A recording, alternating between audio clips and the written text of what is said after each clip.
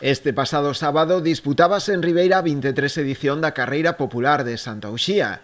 Na proba tomaban parte preto de 500 persoas, sumando todas as categorías.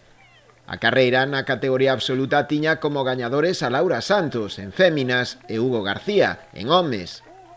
O podio en mulleres completábano Sandra Mosquera e Rocío Albite, que entraban en segunda e terceira posición respectivamente. Na proba masculina, por detrás de Hugo García, entraban en liña de meta Pablo Otero e Anxo Castro. Ademais da categoría absoluta, disputáronse tamén o resto de probas, dende escolares ata veteranos. A carreira formaba parte tamén do 8º Circuito Provincial de Carreiras Populares da Deputación da Coruña e do 5º Circuito de Carreiras Barbanza-Arousa. Dende a organización quixeron agradecer ás distintas entidades e casas comerciais a súa colaboración coa proba.